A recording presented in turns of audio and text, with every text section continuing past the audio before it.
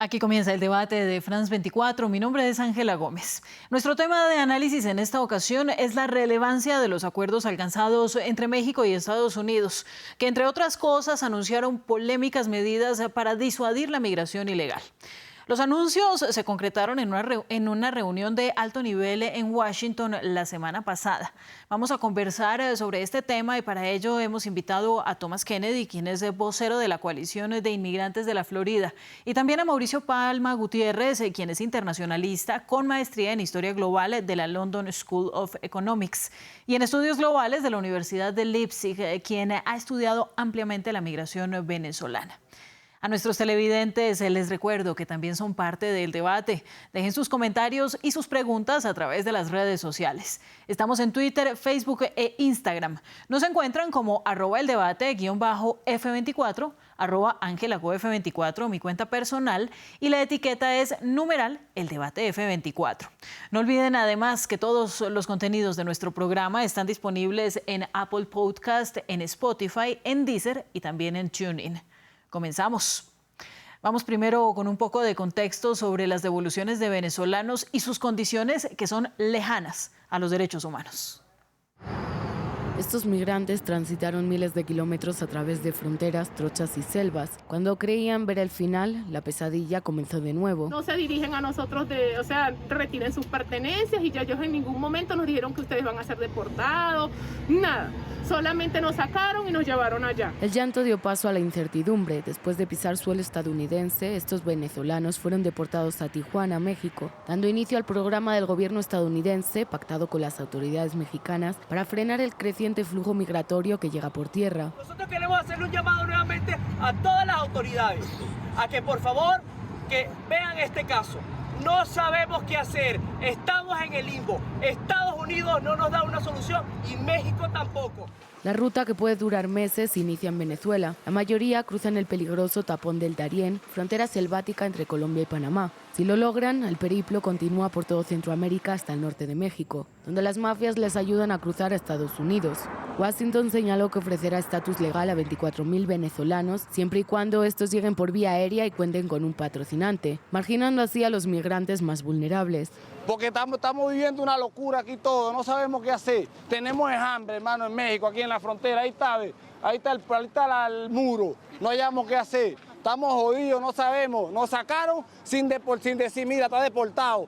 Si nos fueran deportados, que me manden para Venezuela en un avión, yo estuviera tranquilo en Venezuela ya. Que me manden para Venezuela, pero nos soltaron aquí en la frontera, ¿qué hacemos? Ante esta situación, muchos están llamando a familiares y amigos que siguen en la ruta hacia el norte para que paren su tránsito. Y es que en lo que va de año, las autoridades fronterizas contabilizaron más de 155.000 migrantes venezolanos, el triple que el año anterior.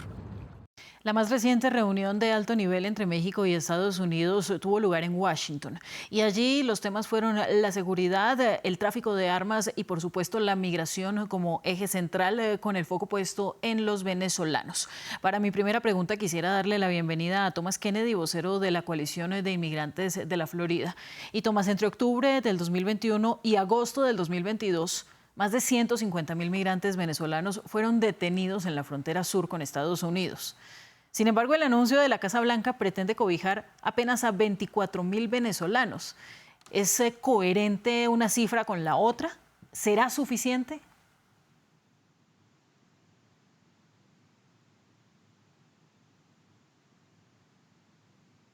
Disculpa. Sí, no, absolutamente no va a ser suficiente y estamos viendo una crisis humanitaria, una crisis política en Venezuela que está empujando lo que se puede describir como un éxodo hace años y que está empeorando con paso del tiempo.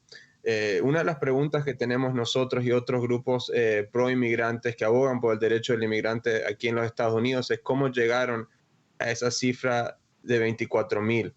Y otra pregunta es cómo van a ser los venezolanos para llegar de forma aérea a los Estados Unidos cuando no existen muchas posibilidades de venir de ruta aérea desde Venezuela a los Estados Unidos y se les niega paso por países como México.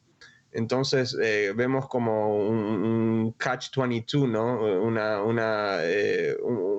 Un paso negado a estas personas que están obviamente en una situación extrema, desesperada, y también se entiende que en los Estados Unidos no está el sistema migratorio para darle los servicios necesarios a estas personas. Nosotros los vemos en Miami, por ejemplo, donde yo resido todo el tiempo, que vienen familias de Venezuela y terminan en la calle, no hay servicios, no hay apoyo.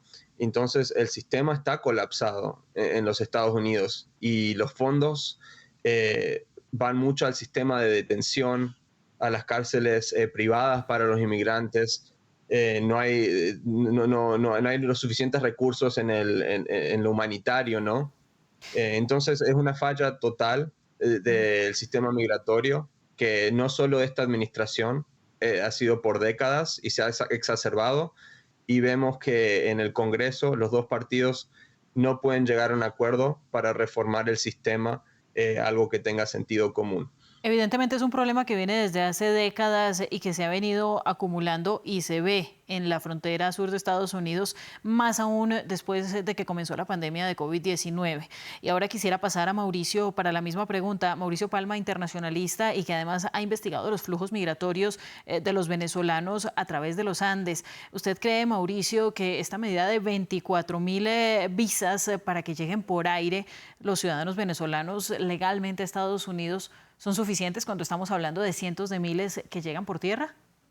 No, sin duda no es suficiente. Aquí lo que está intentando hacer el gobierno de Joe Biden es tratar de recurrir con un halo de generosidad, una política que es sin duda discriminatoria y que además está tratando de continuar con lo que otros gobiernos de los Estados Unidos han venido elaborando en las últimas 2 décadas, quizá 3, que es una política de externalizar sus fronteras. Externalizar fronteras quiere decir tratar de llevar más allá de lo puramente territorial el control migratorio. Este acuerdo de entender a México como un segundo o tercer país seguro, algo que ya estaba ahí embebido en la Remain in Mexico Policy, se ha ido entonces ampliando cada vez más hacia el sur, y con esto lo que se busca es transferir las responsabilidades del control migratorio a otros países de la región, con el fin entonces de seguir apartando y eligiendo a aquellos que son vistos como migrantes que sí merecen entrar hacia los Estados Unidos.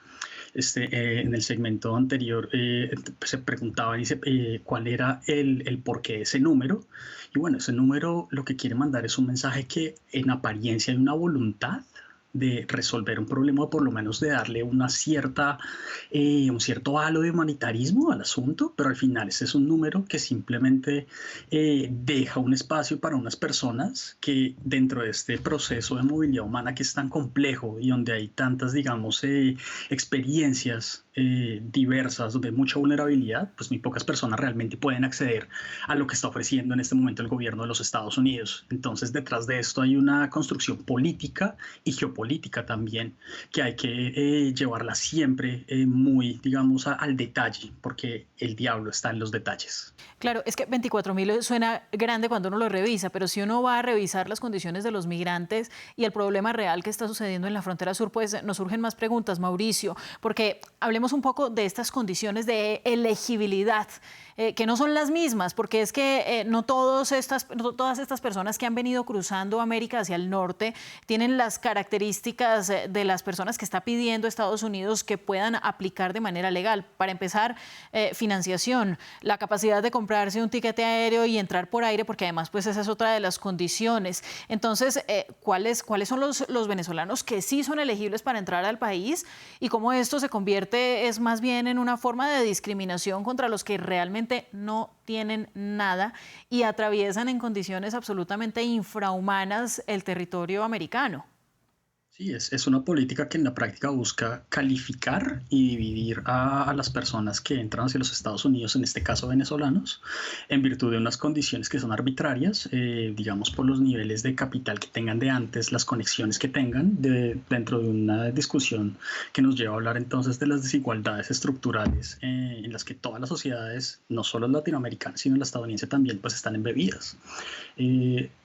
uno no necesitaría hacer más que un análisis a ojo muy rápido para darse cuenta que las condiciones se relacionan con capacidad económica, pero además de eso capacidad de acceder a papeles, documentos, y además de eso tener contactos previos en los Estados Unidos, y todo esto se engloba entonces en una política donde la tenencia de medios es sustancial. Y cuando usted piensa entonces en las personas que vemos en las imágenes y que además de eso han estado durante varios años ya por todas las Américas buscando diferentes medios hacer una buena vida, pues estas condiciones económicas no están. Entonces, revestir de humanitarismo esta política, pues creo que es cínico ante, no sé, la inexistencia de otra palabra para describirlo. Bueno, es que estamos viendo las imágenes aquí mientras estamos en el programa que han recogido las agencias internacionales sobre lo difícil que es este paso. Y quisiera volver ahora a Thomas Kennedy. Thomas, para preguntarle, pues, ¿cuál es su opinión sobre el tema? Porque finalmente, con la llegada de Joe Biden a la Casa Blanca, pues había una amplia esperanza de que hubiera ese humanitarismo que mencionaba Mauricio y que cambiara la política que se llevó durante el gobierno de Donald Trump y además cobijada por la pandemia. Y prueba de ello es que empezaron a llegar muchas más personas a la frontera. Sin embargo, eso no pasó. Los que siguen necesitando entrar urgentemente, que dejaron todo en sus países y que se sometieron a cualquier cantidad de violaciones de derechos humanos para la frontera sur, siguen sin tener un acceso, ni siquiera ahora van a tener la posibilidad de presentar una solicitud para ser refugiados. Sí, y quiero decir que tengo mucho de acuerdo con Mauricio. Me parece que todo lo que dijo tiene razón. La administración de Joe Biden tiene políticas migratorias más amistosas que la administración de Trump, y no se puede olvidar que le ha dado TPS, estatus temporario protectivo, a varios países y le ha redesignado ese estatus a otros. Por ejemplo, Venezuela se le redesignó se le designó en el 2021. Pero una de las cosas que a nosotros nos ha disgustado más de la administración es que no ha retirado el título, lo que se llama el título 42, que es una política migratoria en la frontera que le niega el derecho internacional y nacional a las personas que buscan refugio y asilo en este país a base de causas de salud pública relacionadas con la pandemia. Pero fue una política diseñada por Stephen Miller, una de las personas más antimigrantes de la administración de Trump, que viola el derecho estadounidense e internacional para las personas que busquen asilo en este país. Entonces, sí tenemos muchas críticas y tengo que reiterar que el número de 24,000 es realmente muy pequeño, especialmente cuando uno lo compara con la crisis política y humanitaria que se está experienciando en Venezuela. Y que además, mire, Mauricio, perdón, Tomás, disculpe que lo interrumpa, pero además es que las personas que están por tierra no tienen redes de apoyo que les permitan ser elegibles para este nuevo procedimiento que lanzó Estados Unidos en un acuerdo con México. Y además quería pedirle que habláramos un poco de las organizaciones internacionales. ACNUR, OIM, UNICEF emitieron comunicados diciendo que acogen con satisfacción esta decisión, este acuerdo negociado por Estados Unidos con México, pero es que estas organizaciones en el fondo son las que tienen que velar por el bienestar de las personas y son las que tienen que ir más allá de las fronteras para ver que estos migrantes tengan algún tipo de protección. Eso no está pasando. No está pasando. Y hay lo que te decía cuando en el primer segmento en el que hablé, hay mucha desorganización aquí en los Estados Unidos en términos de recursos, servicios, en cómo recibir a estos inmigrantes, estos refugiados. Cuando llegan aquí, por ejemplo, los mandan para que hagan su check-in, su chequeo con las agencias migratorias, con ICE. Y, por ejemplo, aquí en la Florida los mandan al centro de la ciudad de Miramar, y la gente puede tener que viajar 2-3 horas para hacer su chequeo rutinario. Los mandan a lugares donde tal vez no tienen familiares o algún tipo de recursos, no tienen dinero, no tienen albergues. Hemos visto familias que han llegado aquí en la Florida, padres, madres, hijos, que están en la calle y los tiran aquí y no tienen ningún tipo de apoyo. Mauricio hablaba de cómo esto es un problema, dijo la palabra geopolítica, pero también es un problema afectado por la política interna de los Estados Unidos y la política electoral, porque hemos visto que varios gobernadores, y especialmente el Partido Republicano, para ser honesto, han usado este tema de la migración, la frontera, como una lanza de ataque durante las elecciones que vienen ahora en noviembre. Y hemos visto, por ejemplo, aquí el gobernador de la Florida, Ron DeSantis, que ha mandado a inmigrantes venezolanos a Massachusetts, a la isla de Martha's Vineyard, en un circo político, porque ahí son demócratas diciendo que, si quieren inmigrantes y van a tener políticas inmigrantes, tomen a estos inmigrantes y los mandan sin avisar, sin ningún tipo de apoyo, dándoles información incorrecta para que procesen sus casos. Le dieron información tan incorrecta que ahora estos inmigrantes van a calificar para visas U y probablemente van a poder conseguir su estatus en este país, gracias a Dios. En Nueva York, por ejemplo, estamos viendo una crisis muy grande en términos del alcalde Eric Adams, en cómo le dan servicios a los inmigrantes que están llegando ahí.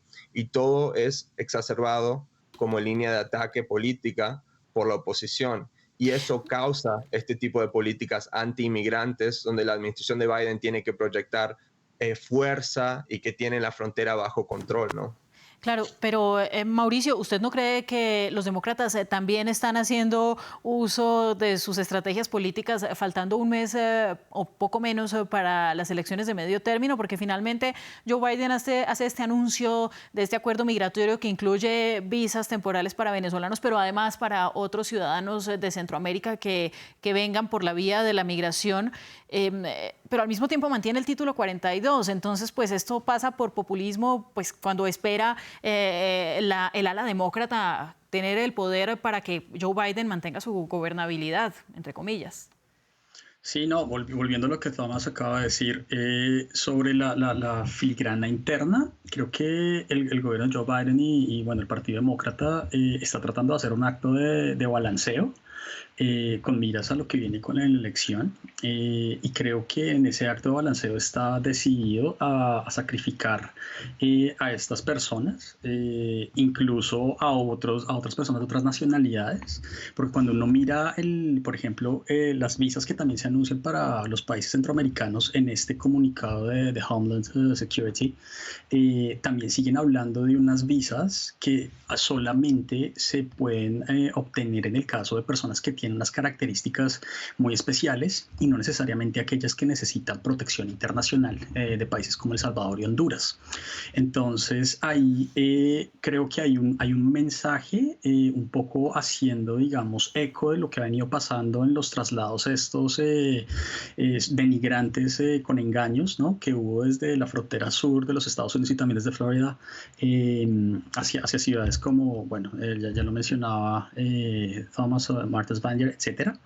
Y también está tratando de lanzar un mensaje político como, bueno, cuando queremos podemos tomar acciones de control con este revestimiento humanitario. Es decir, es un acto de balanceo que se supone que se enmarca dentro de la política demócrata, del Partido Demócrata, pero al final es la continuación de un control muy abrupto sobre la movilidad de las personas, con esas afectaciones pues terribles en términos de derechos humanos, donde hay pues una negación absoluta de que las personas puedan acceder a su derecho de pedir asilo en este caso. Claro, es que difícilmente con las condiciones que ustedes nos describen podríamos catalogar esto de acciones humanitarias o con características de humanitarismo. Ya para ir cerrando esta parte sobre Venezuela, quisiera preguntarles a los dos sobre esta decisión que se da en el contexto de las relaciones entre Estados Unidos y Venezuela, que parecen estar dando un giro y pasar a otro capítulo. Entonces, quisiera pedirles que me hagan ustedes la relación entre este anuncio que hace Estados Unidos en una reunión de alto nivel con México, pero que se concentra en Venezuela y que previamente tiene como antesala la liberación de los 2 sobrinos de Nicolás Maduro que estaban condenados por narcotráfico en Estados Unidos, y además de este aligeramiento de algunas de las sanciones contra Venezuela en lo que respecta al petróleo? Es decir, no es coincidencia que en los últimos 3 o 4 meses Venezuela haya estado en el centro de la agenda de Estados Unidos, y Joe Biden lo ha permitido ver muy claramente. Comienzo, Tomás, con usted. Sí, bueno, cuando Trump era presidente, asesores de seguridad nacional de él le dijeron que no use la opción nuclear en términos de las sanciones más agravadas que dieron contra el gobierno venezolano, porque si no podían derrocar a Maduro y el gobierno de Maduro, iba a demostrar debilidad en parte de los esfuerzos americanos, que es realmente lo que terminó pasando. Y ahora lo que estamos viendo es que en mi opinión, que con la crisis en Europa, la guerra entre Rusia y la invasión de Rusia a Ucrania, hay una crisis energética y el mercado de petróleo se ha ajustado porque el petróleo ruso está siendo sancionado. Entonces creo que el gobierno estadounidense está tratando de buscar petróleo en mercados que antes no eran políticamente accesibles, ¿no? Aceptables, claro, para los americanos, ¿no? Y para demostrarle también a la OPEC, a Saudi Arabia, que hay otros mercados que los Estados Unidos antes tal vez, como dijiste, no le resultaba aceptable, pero ahora sí. Entonces creo que tiene que ver todo con el petróleo y el sector energético, la relación más, se podría decir, amistosa entre Venezuela y Estados Unidos ahora. Muy bien, Mauricio, ahora quisiera su opinión y le agrego esta gran frase que sale en el comunicado emitido por México y también por el Homeland Security, y es que este nuevo pacto que pretende dar más protección a una cierta cantidad de migrantes venezolanos está basado en el programa que se llama Unidos por Ucrania, que tiene un origen completamente diferente y un contexto completamente diferente. Entonces, ¿cómo uno puede equilibrar dos fenómenos que vienen de conflictos tan distintos, al mismo tiempo que pues Estados Unidos, digamos, que hace pinitos para suavizar las relaciones con Venezuela? Y yo creo que en este momento es un juego de demostrar y esconder que se juega varias bandas entre Venezuela y Estados Unidos, entre Estados Unidos y Venezuela. Hay unos interlocutores, México es uno de ellos, y para que México sirva como interlocutor no es solamente que preste su territorio o sus buenos oficios para que funcionarios de ambos gobiernos se comiencen a charlar, sino para que también a través del mismo gobierno mexicano se expresen intereses y se expresen posibles líneas de acción. Tomás mencionaba que los cambios en el contexto global, geopolítico, económico, pues han hecho entonces que se comience a especular sobre la posibilidad de un acercamiento e incluso pues que se quiten algunas de las sanciones en este caso. Pero mientras que eso se hace en lo que yo diría en ese esconder, ¿no? También se muestra que por el otro lado, se sigue por lo menos presentando ante el mundo que Estados Unidos sigue considerando la situación venezolana un tema humanitario mayor. Y ahí es un poco tratando de resolver la pregunta de cuál es la lógica, al menos la que yo percibo, detrás de por qué el gobierno de Biden entonces busca asociar esto con el tema de Unidos por Ucrania. Y cuando uno lo lee ya como un todo, ¿no? Como esto de lo que hay debajo de la política migratoria y lo que están dispuestos a sacrificar en términos de vidas, en este caso, pero al mismo tiempo, como ante el contexto internacional sigue siendo mostrado como si los Estados Unidos pensaran en que toda la situación sigue siendo un problema humanitario mayor, más los factores geopolíticos, pues al final uno se da cuenta que los migrantes y las personas están ahí puestas como un juego, como un objeto dentro de un juego político, dentro de algo que todavía no vemos una solución a ciencia cierta.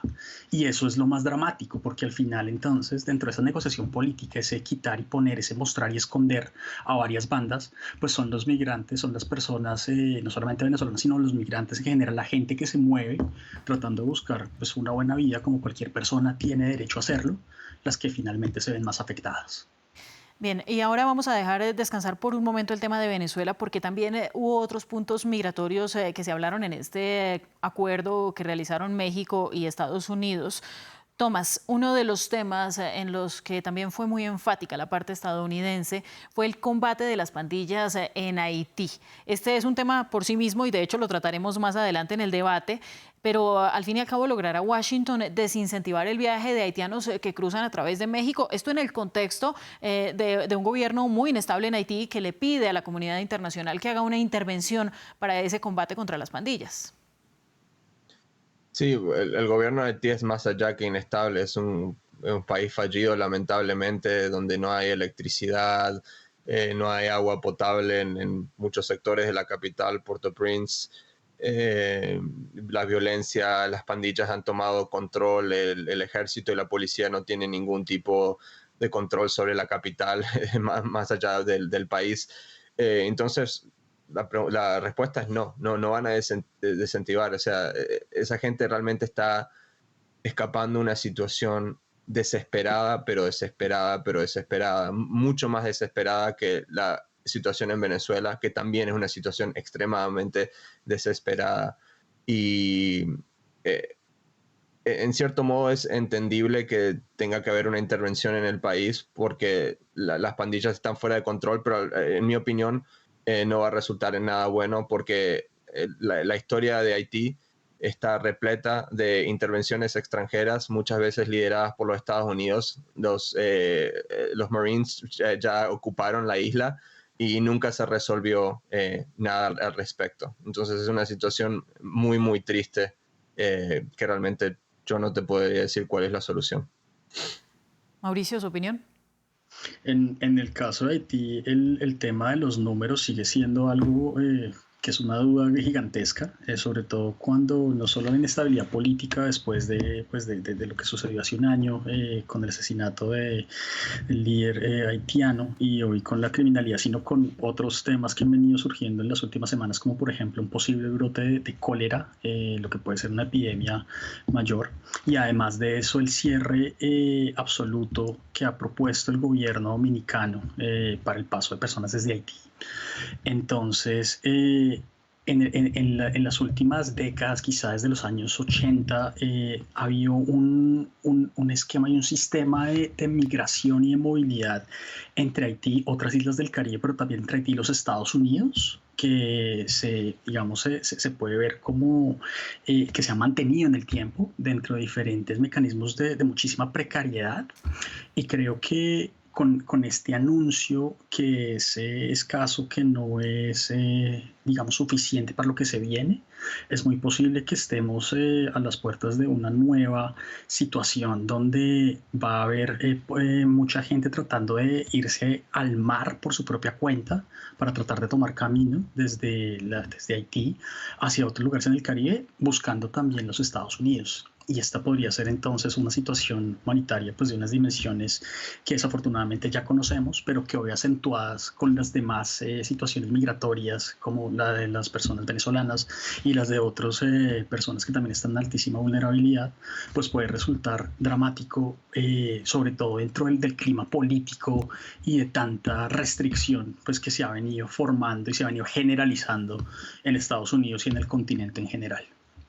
No olvidemos precisamente, Mauricio y Tomás, que los haitianos, así como otros ciudadanos centroamericanos, así lo dice el comunicado, serían beneficiarios de otras 20.000 visas temporales para actividades no agrícolas. Hay que ver pues qué es lo que va a pasar realmente con estos visados, porque tampoco responden a la realidad de los migrantes. En este momento hay miles de migrantes que están varados en Necoclí, en Colombia, y en diferentes puntos del continente que ya no saben qué hacer. Los venezolanos principalmente no saben si continuar su camino. Hay muchos que han decidido quedarse en estos países de paso, donde su situación, pues por supuesto, tampoco va a mejorar y siguen en medio de la precariedad y sometidos a violaciones y a vejaciones de los derechos humanos. Entre tanto, algo que sí se deja ver muy claramente es que Estados Unidos está mostrando una política muy activa frente a América Latina. Está esta reunión de alto nivel con México, pero también está la reciente gira, por ejemplo, de Antony Blinken por Colombia, Chile y Perú, y pues estas movidas que hemos hecho seguimiento en los últimos meses frente a Venezuela. ¿Qué podemos decir sobre este cambio de estrategia o esta ampliación de la actitud de Joe Biden hacia América Latina? Tomás, comienzo con usted.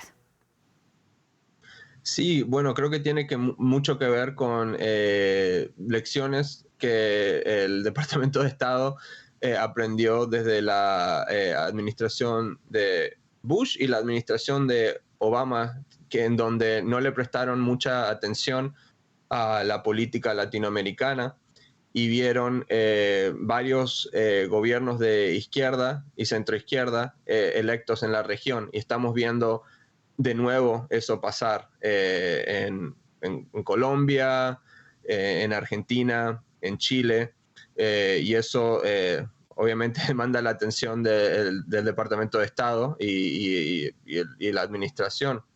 Y también estamos viendo que hay países como Haití y como Venezuela donde ha habido mucha corrupción y una gran movida de personas hacia las fronteras estadounidenses, o por la frontera sur o por el mar, y por obviamente gente desesperada que está viniendo a este país buscando una vida mejor y seguridad. Entonces creo que esos son los factores que están demandando la atención de la administración y desafortunadamente, como dijo Mauricio, creo que lo están haciendo de forma incorrecta, porque 24,000 personas de Venezuela y 20,000 personas de Haití realmente es un chiste, considerando la cantidad de gente que va a ser desplazada y está desplazándose, y la necesidad humanitaria que hay presentemente y la va a haber en el futuro.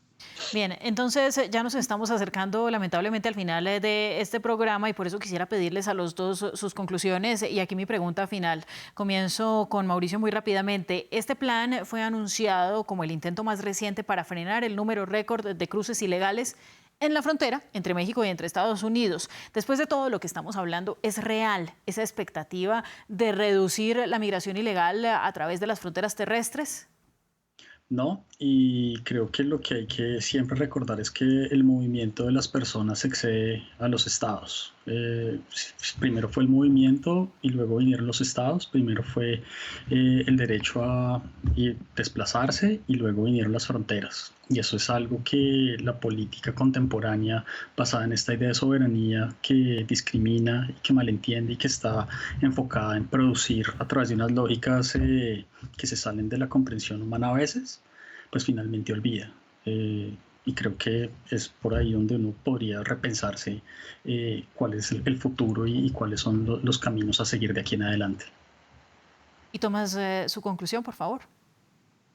La misma que Mauricio, y las personas siempre van a hacer cosas extraordinarias para buscar una vida mejor, no solo para ellos mismos, pero especialmente para sus hijos, ¿no? Para sus familias. Entonces, sí, la gente va a seguir migrando y ningún tipo de política antimigrante o política de enforzamiento migratorio va a parar eso. Pues bien, el agradecimiento es para nuestros invitados por habernos entregado un poco más de contexto y pues de realidad sobre esos anuncios de Estados Unidos. Tomás Kennedy, vocero de la Coalición de Inmigrantes de Florida, y Mauricio Palma Gutiérrez, internacionalista. Eso es todo por hoy y en nombre del equipo técnico les agradecemos su sintonía y la producción del programa, que estuvo a cargo de Laura Garzón. Asimismo, la producción de nuestros invitados a cargo de Tania Herrera y de Samuel Salgado. Muchas gracias a ustedes.